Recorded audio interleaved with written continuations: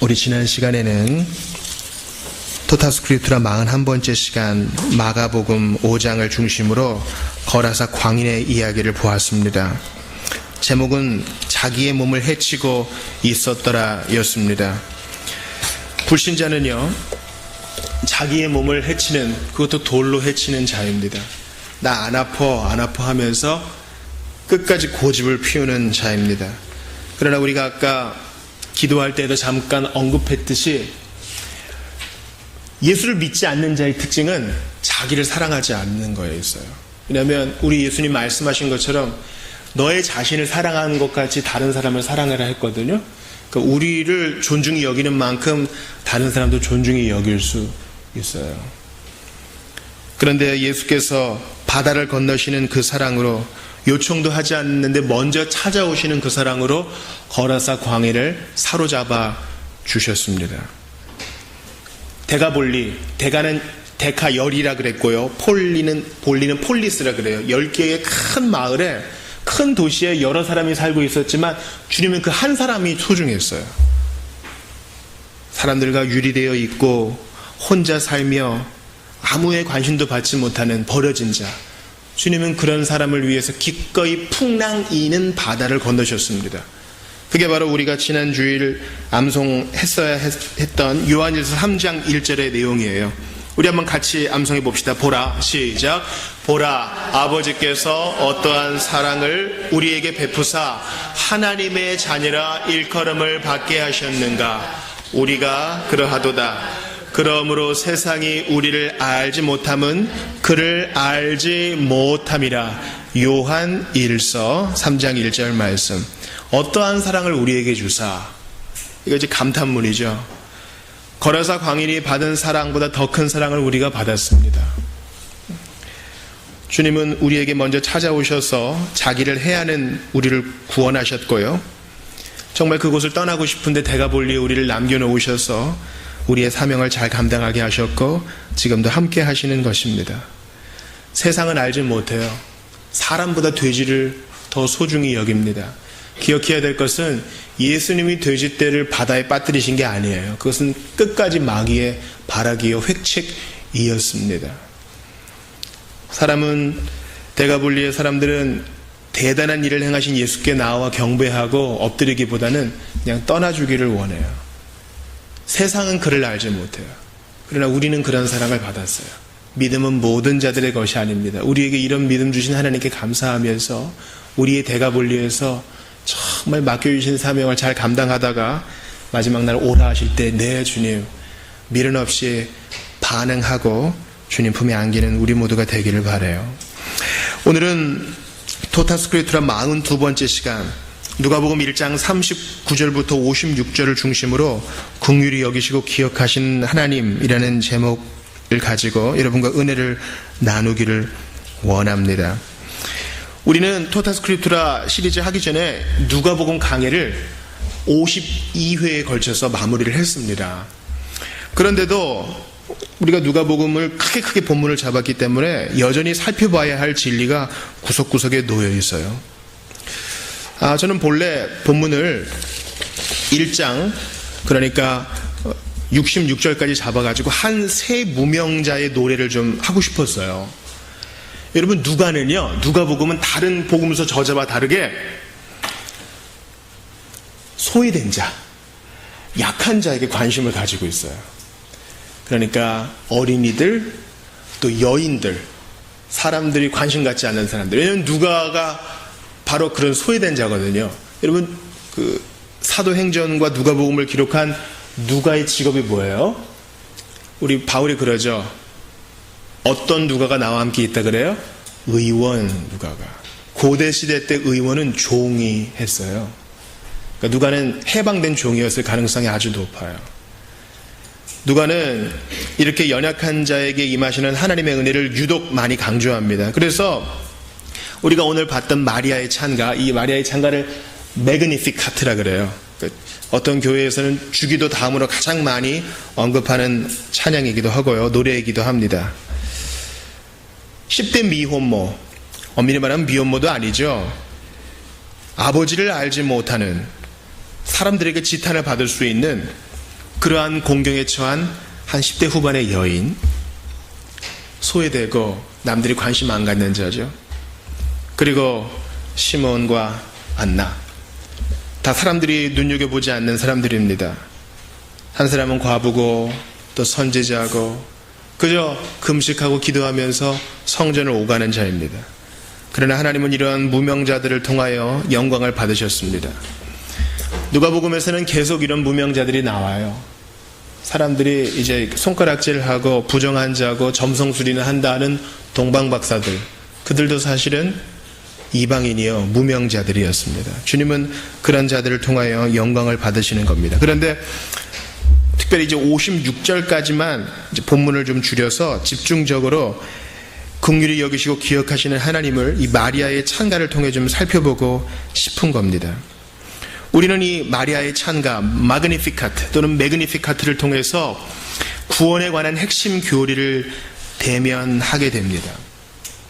마리아의 상황을 한번 생각해 보자고요. 마리아가 이때 한 나이가 17살쯤 됐을 거예요. 당시에는 다 이맘때쯤 결혼을 했고요. 이제 요셉에게 정혼했으니 그에게 시집가면 되는 겁니다. 그런데 식을 올리기도 전에 천사가 찾아왔고 배가 부어오르기 시작합니다. 아이가 생겼어요. 모세 율법에는 이런 일이 생기면 어떡합니까? 바로 돌로 치면 되는 거예요. 정혼을 했지만 문제를 일으킨 남자도 같이 처형을 해야 되겠죠. 얼마나 무서웠을까요? 그런데 하나님께서 그 남편 요셉, 그러니까 마리아도 그렇고 요셉도 그렇고 다 몰락한 왕가의 집안이에요. 그 요셉에게 찾아오셔서 두려워하지 말고 그 여인을 데려오라 그래서 감사하게도 생명을 유지할 수 있게 됩니다. 하지만 여전히 불안하죠. 가브리엘이 찾아와서 너에게 메시아가 나게 될 것이다. 그런데 이것을 어떻게 믿겠어요? 마리아의 의지 어린 선언은 뭐냐면 주의 계집종이오니 말씀하신 대로 이루어지기를 원합니다. 이런 의지에 찬 고백은 했지 그것을 예와 아멘으로 온전히 확 반응하지는 못했습니다. 근데 오늘 본문에는요, 이제 자기보다 나이도 훨씬 많은 엘리사벳을 방문한 이후에 마리아가 노래가 터져 나오는 장면이에요. 슬퍼해야 정상인 마리아가 그저 슬픔이 없어진 것만 해도 참 좋은 일이죠. 슬픔이 없어지고 이제 평정을 찾았어요. 그것도 참 좋은 일인데 하나님이 하시는 일은 항상 그렇게 머물러 있지 않아요. 항상 하나 더 주세요, 주님은. 그저 슬픔이 없어졌네가 아니라 내 슬픔을 바꾸어서 오히려 기쁨의 노래와 춤을 추게 하셔요. 이게 오늘 본문에서 구원의 핵심 교리가 터져나오는 배경입니다. 그저 슬픔을 위로받는 정도가 아니라 터져나오는 기쁨.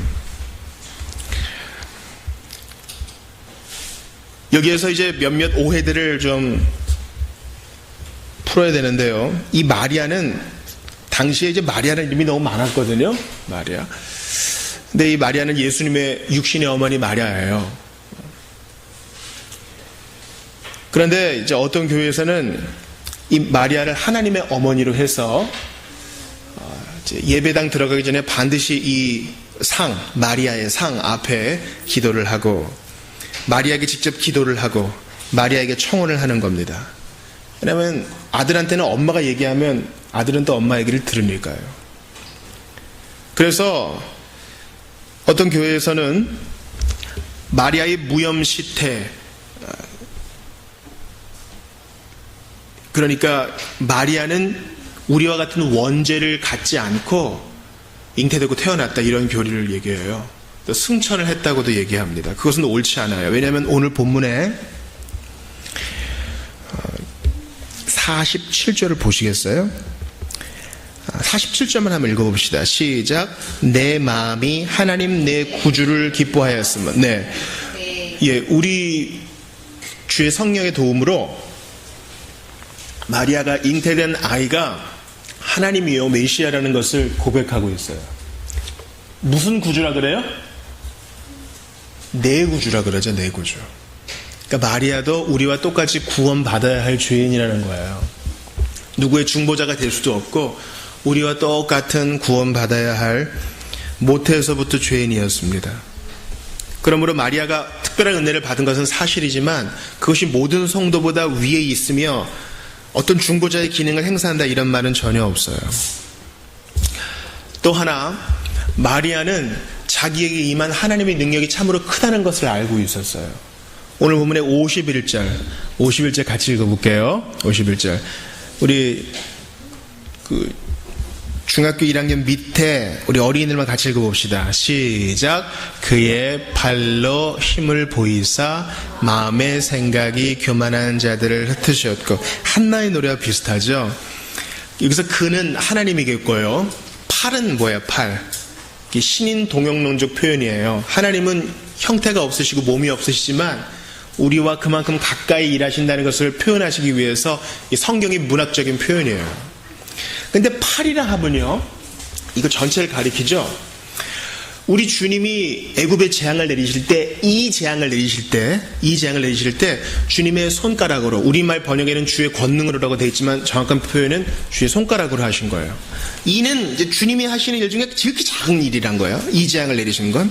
그 다음에 나머지 재앙들은 주님의 손으로 하셨다 그래요. 손으로. 그런데 홍해를 가르시고 뒤쫓아오는 애굽 군인들을 수장시킬 때는 뭐로 하셨다 그래요? 주님의 팔로 하셨다 그래요. 그러니까 조금씩 그 힘이 커지는 거죠. 자, 다시 51절을 보세요. 그의 손가락이에요? 그의 손이에요? 그의 팔이에요? 그의 팔로. 우리 사도 바울은 출애굽, 그러니까 택한 자들은 바다를 건너 통과시키시고 쫓아오는 악의 무리들은 수장시키시는 걸 가지고 그들이 세례받았다, 그들이 거듭남으로 표현해요. 즉 한 사람이 거듭나는 것은 주님의 크신 힘, 작은 힘이 아니라 크신 힘의 개입으로 말미암았다는 거예요. 그러므로 마리아도 역시 하나님이 개입하셔서 구원해 주셔야만 될 죄인이라는 사실입니다.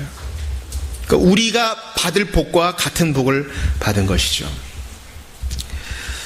저는 오늘 본문에서 세 가지 단어, 즉 여종, 비천함, 국률, 하심을 중심으로 은혜를 받기 원하는데 그 전에 먼저 봐야 할 예비적인 교리가 있어요. 그것은 바로 성도의 교제가 주는 유익이라는 거예요. 여러분 따라해 보세요. 성도의 교제가 주는 유익. 교제가 주는 유익. 자, 이 찬양이 언제 터져 나왔어요? 바로 마리아가 누굴 만났을 때? 엘리사벳을 만났을 때. 그 전에 얼마나 생각이 많았을까? 엄마한테도 얘기 못했을 거예요. 어쩌면. 그죠? 얼마나 두려웠을까요? 그런데 자기랑 비슷한 일을 겪는 친척의 얘기를 듣게 됐어요. 뭡니까? 나이 많은 엘리사벳이, 절대 아이를 갖는 것이 불가능했던 엘리사벳이 자기보다 먼저 이제 임신했다는 얘기를 들은 거예요. 그래서 산골로 가서 문안합니다. 엘리사벳 뱃속에 있던 아이는 누구예요? 세례요한이에요. 이제 세례요한과 예수님은 육신적으로 한 친척 관계죠. 그런데 두 여인이 만나자 41절을 보세요. 이제 마리아가 그 두려움의 발걸음, 무거움의 발걸음, 걱정의 발걸음을 띄었지만 결국 엘리사벳 집에 딱 도착하자, 자 이제 어른들만 읽읍시다. 중학교 1학년 이상 어른들만 시작. 엘리사벳이 마리아가 문안함을 들음에 아이가 복중에서 뛰노는지라 엘리사벳이 성령의 충만함을 받아. 우리 출산하신 분들은 아이가 뱃속에서 찬다는 게 뭔지 다 그 느낌을 아실 거예요. 옛날에는 살살 찼으면 이제 완전히 킥을 하는 겁니다. 그리고 그 임신 중인 엘리사벳이 성령의 충만함을 받아서 어떻게 얘기해요? 42절 같이 읽어요. 시작. 큰 소리로 불러 이르되 여자 중에 네가 복이 있으며 내 태중의 아이도 복이 있도다. 누가 가르쳐준 게 아니에요. 누가 가르쳐준 게 아니라 지금 저 어린 10대 여자아이 몸속에 있는 저 생명은 메시아다 라는 것을 성령이 충만하게 임하여 가르쳐 주신 거예요. 그리고 구체적으로 뭐까지 알려주세요? 43절 보세요. 내 누구의 어머니? 내 주의 어머니. 주는 구주예요. 그러니까 성령의 충만함으로 마리아의 뱃속에 있는 생명이 구세주인 걸 알았어요. 그러니까 44절 보세요. 네 문안하는 소리가 내 귀에 들릴 때 아이도 기쁨으로 뛰놀았도다. 45절 보세요. 선지자처럼 엘리사벳이 말해요. 주께서 하신 말씀이 반드시 이루어지리라고 믿은 그 여자에게 복이 있도다.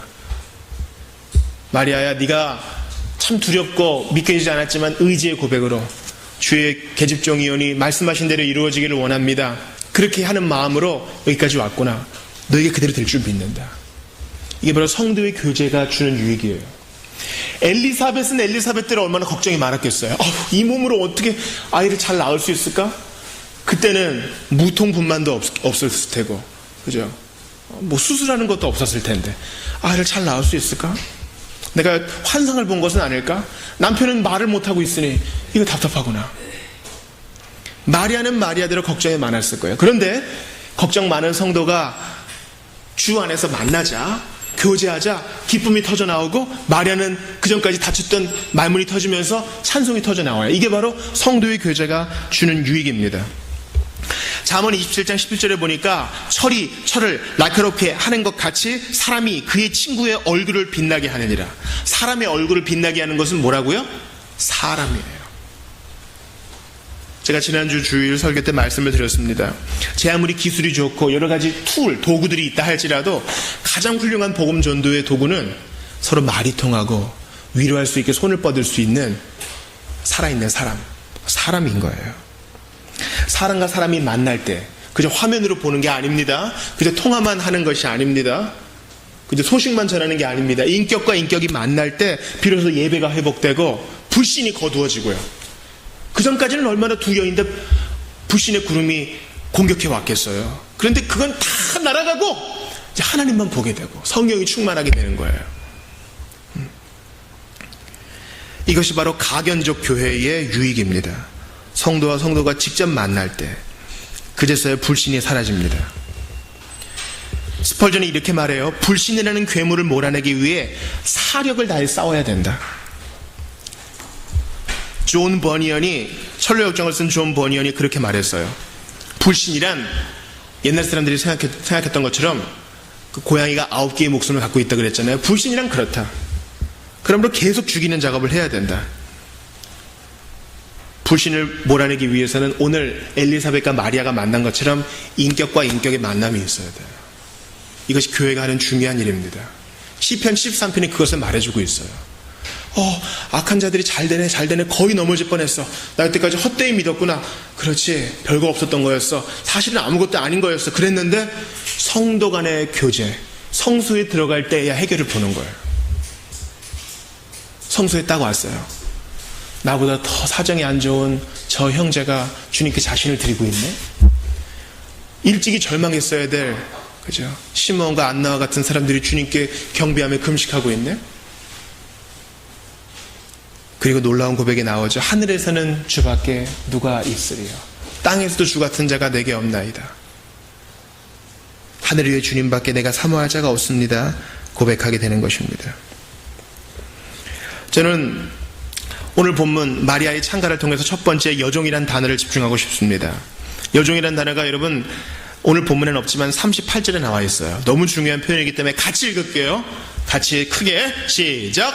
마리아가 이르되 주의 여종이오니 말씀대로 내게 이루어지이다 하매 천사가 떠나가니라. 마리아가 자기를 뭐라 그래요? 가브리엘에게 대하여 자기를 뭐라 그래요? 주의 여종이오니. 이 여종이란 말이 오늘 본문에도 나와요. 48절에 또 나와요. 48절도 같이 읽어요. 시작. 그의 여종의 비천함을 돌보셨습니다.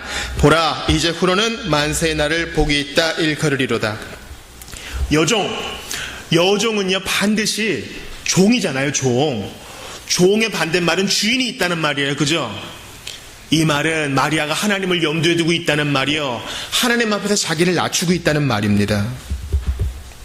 또한 여종의 비천함이란 말이 38절에도 나오고 48절에 나오고 있죠.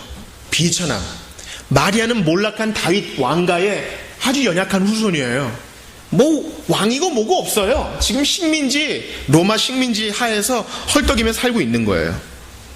근데 반대되는 하나님은, 그 주인 되신 하나님은 어때요? 높고 영화로우신 분이시죠. 지금 마리아와 엘리사벳은 성령의 충만함을 받아 자기에 대한 생각을 모두 다 내려놓았어요. 모두 다 내려놓고 하나님으로만 완전히 사로잡혔어요. 그게 복음이에요.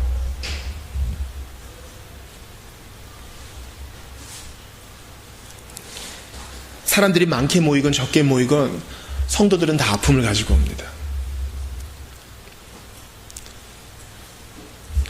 니콜라스 월터스토프라는 그리스도인 철학자가 있어요. 아들이 아버지 저 등산 갔다 오겠습니다 하다가 등산 가서 죽었어요. 추락사로. 나는 아들을 잃었습니다. 그때부터 이제 그의 철학이 보다 더 깊어지기 시작해요. 예배하러 모인 군중들 중에는 아들을 잃은 사람도 있어요. 딸을 잃은 사람도 있고요. 병원에서 6개월 남았다고 선고받은 사람도 있어요. 가정의 불화로 큰 멍을 가진 사람도 있고요. 하나님이 믿겨지지 않아가지고 발버둥 치는 사람도 있습니다. 그리고 경제적인 문제로 헐떡이는 사람, 이 예배만 드리고 다리 위로 가야지 결정하는 사람도 있어요. 하나님의 복음, 기독교의 유익은 무엇인 줄 아십니까?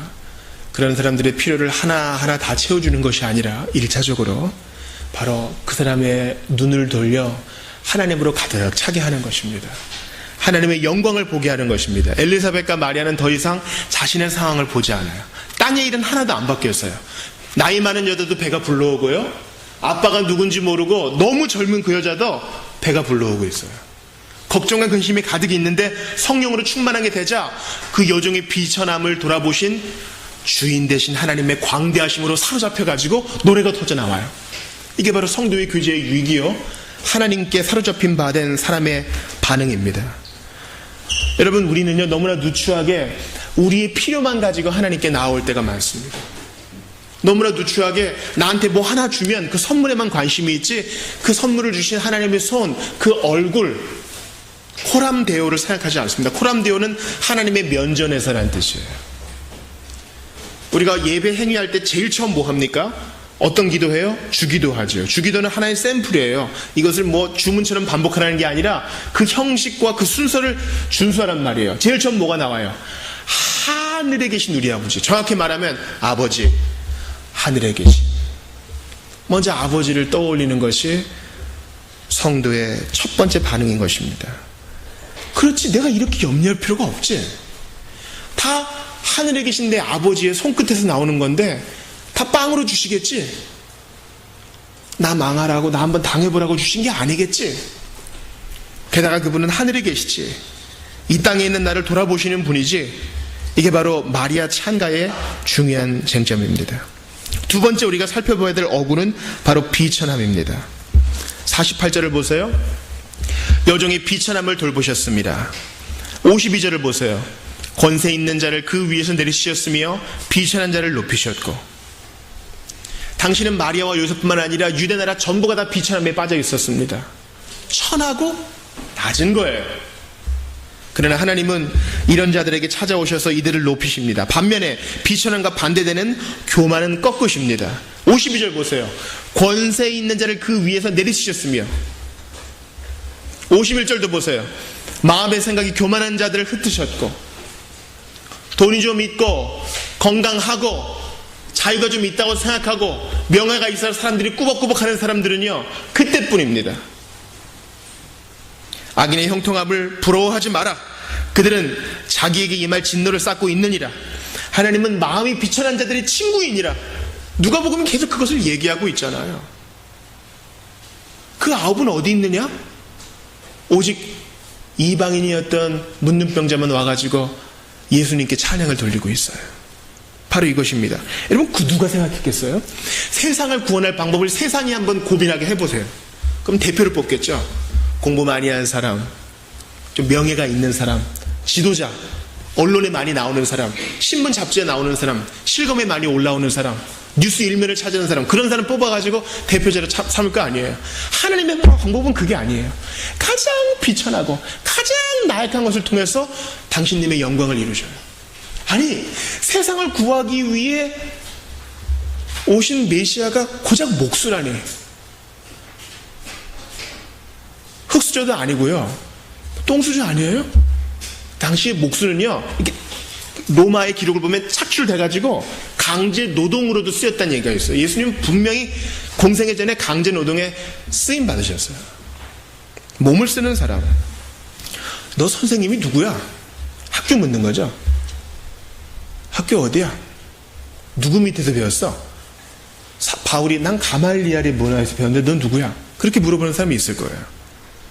주님은 그렇게 교만한 자들을 끊으십니다. 이게 바로 성령의 충만을 받은 마리아의 고백이에요. 세 번째, 긍휼하심입니다. 54절에 긍휼하심이 나와요. 54절 같이 읽어볼게요. 우리 자매들만, 여성들만 읽어볼게요. 54절 시작. 그종 이스라엘을 도우사 긍휼히 여기시고 기억하시되. 58절도 한번 같이 읽어볼게요. 오늘 본문에 없지만 자매들이요. 시작. 이웃과 친족이 주께서 그를 크게 긍휼히 여기심을 듣고 함께 즐거워하더라. 긍휼히 여기심은 매우 중요한 겁니다. 낮고 천하지만 하나님이 긍휼히 여기셨다는 거예요. 이게 오늘 설교의 제목이죠. 어린이 여러분들, 긍휼히 여기신다 무슨 말인지 알아요? 긍휼히 여기다. 긍휼히 여긴다는 것은 지극히 불쌍히 여긴다는 거예요. 저거 불쌍해서 어떻게 하는 거예요? 여러분이 긍휼이 없으면요, 아무것도 아닌 거예요. 하나님은 거룩하고 좋은 분이잖아요. 근데 긍휼이 없으면 우리한테 아무 도움이 안 돼.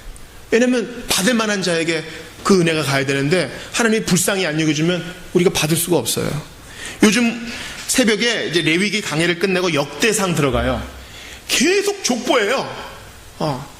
이 사람 이름이 너무 많아요. 그런데 이 족보에도 은혜가 있어요.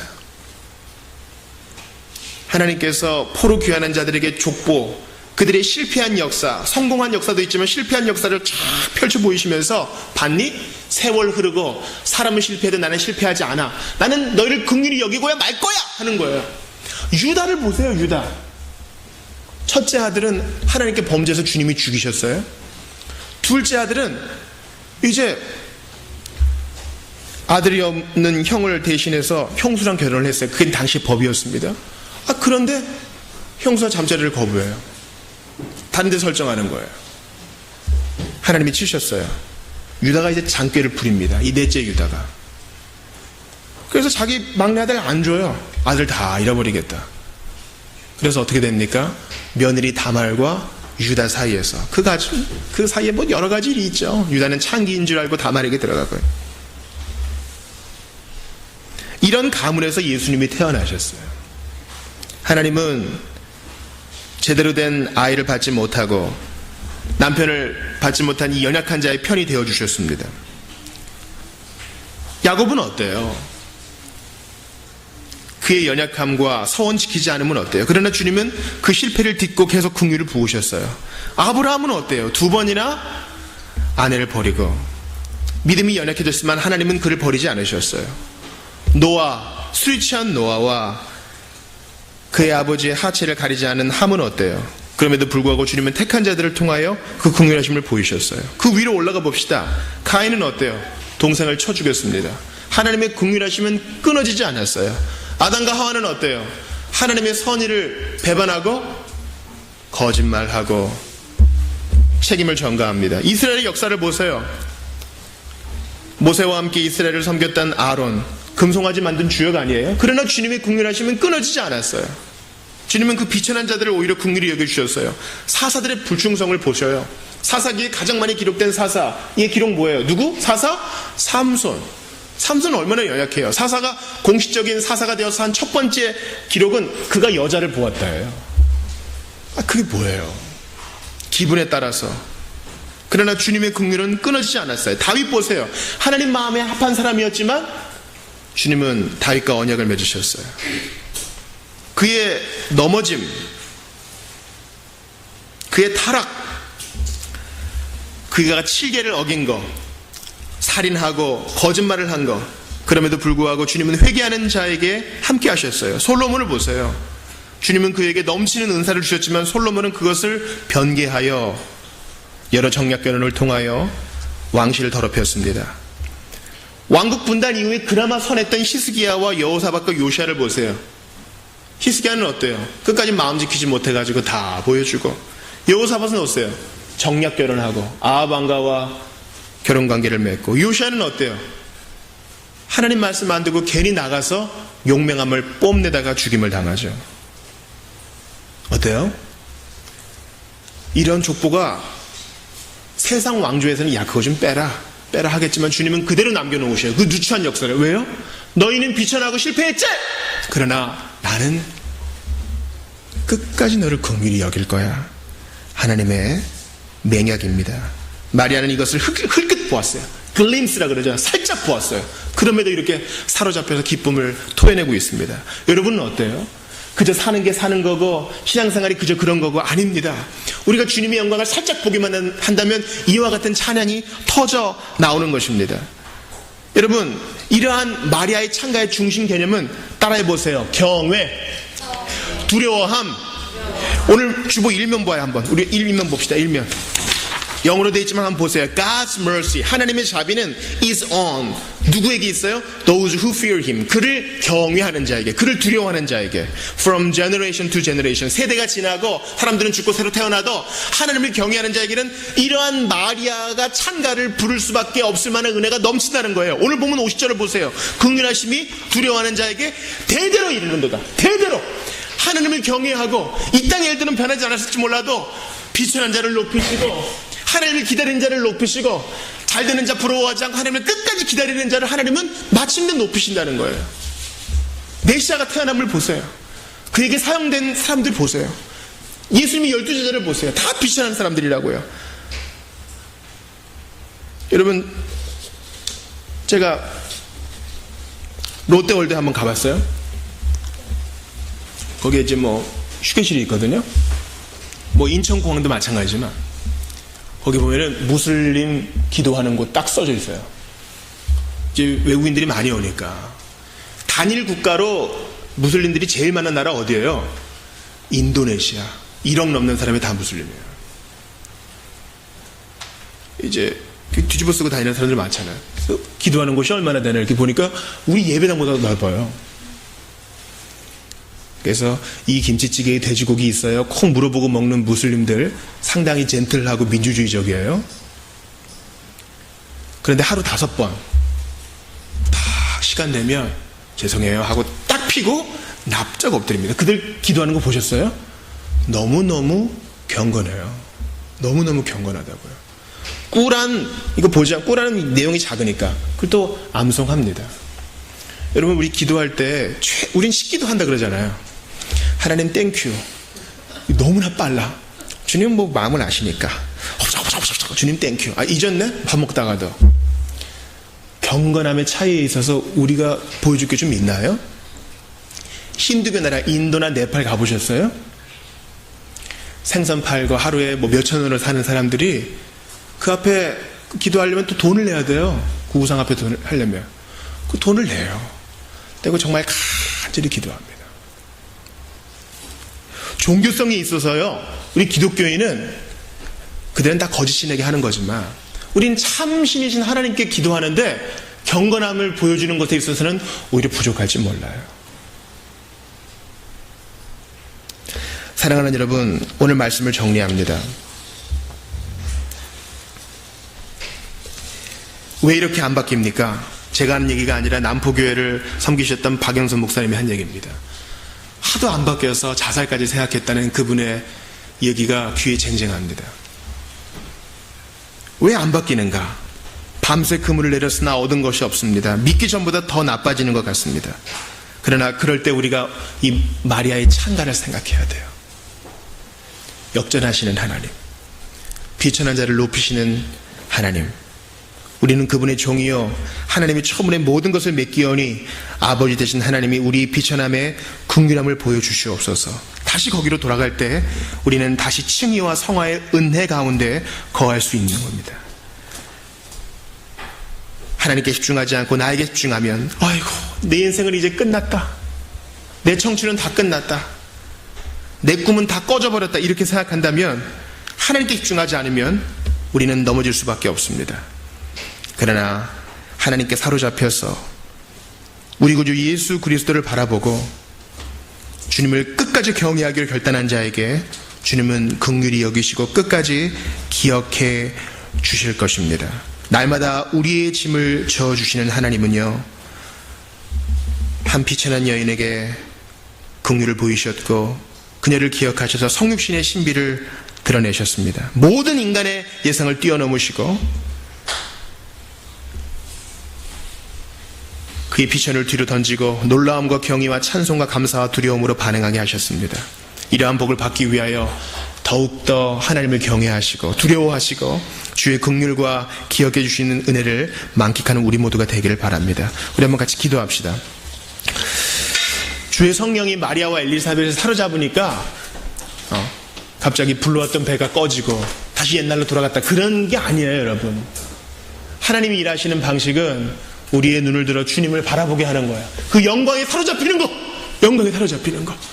나의 비참과 상황과 잃어버린 아들과 잃어버린 딸, 방황하는 아이들, 뭐 하나도 안 바뀐 것 같지만 하나님의 영광을 바라보니까 그 결국을 깨닫고 만족하게 되는 거라고요. 하나님이 일하시는 방식에 비로소 안식하게 되는 거라고요. 이 영광에 사로잡힐 수 있도록 하나님 경외하는 법을 가르쳐 주세요. 하나님 두려워하는 법을 가르쳐 주세요.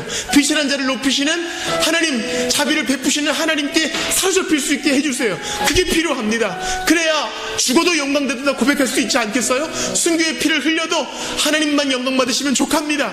주님이 영광 받으시면 족합니다. 그런 고백할 수 있지 않겠어요? 마리아의 비천함을 돌아보시고 높이시던 주님, 비천한 저희가 여기 있사오니 저희를 긍휼히 여겨주시고 주님을 경외하는 법을 가르쳐달라고 한번 간절히 기도하겠습니다. 하나님 아버지, 그렇습니다. 오늘 귀한 말씀 주셨사오니 긍휼히 여기시고 기억하시는 하나님을 알아볼 수 있도록 도와주시고 우리 모든 주의 백성들의 한 가지로 주님을 알아볼 수 있도록 도와주시옵소서. 아버지, 그렇습니다. 아버지, 비천한 여정에게, 비천한 종에게 하나님은 긍휼히 여김을 보이셨사오니 아버지 도와주시옵소서. 은혜를 베풀어 주시옵소서. 함께하여 주시옵소서. 그렇습니다. 아버지 하나님 도와주시옵소서. 아버지 도와주시옵소서. 은혜를 더하여 주시고 이러한 사로잡힘 가운데서 함께하여 주시옵소서. 아버지 도와주시옵소서. 우리 주님 도와주시옵소서. 하나님, 저희는 비천합니다. 죄 가운데 나서 불의한 가운데 살았습니다. 내 스스로 죄를 범했습니다. 내 본성이 부패하고 더럽습니다. 소망 없는 철저한 멸망덩어리입니다. 그러나 복음은 주 예수 그리스도를 진실로 믿고 내 자신을 그분께 맡기면 주님의 의가 내게 임하고 마치 내 생애 동안 죄를 하나도 짓지 않은 것처럼 내 모든 죄들을 씻겨주신다고 말씀하시니 감사합니다.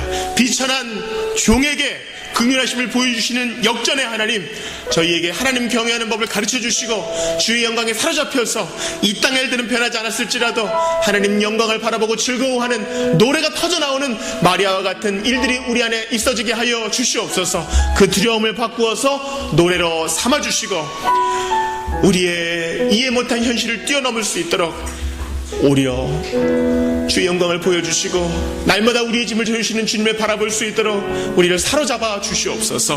하나님께서 이번 한 주 이 말씀을 깊이 묵상하며 역전의 하나님을 묵상하며 살아가는 우리와 함께 하실 줄을 믿고 예수님 이름으로 기도합니다. 아멘.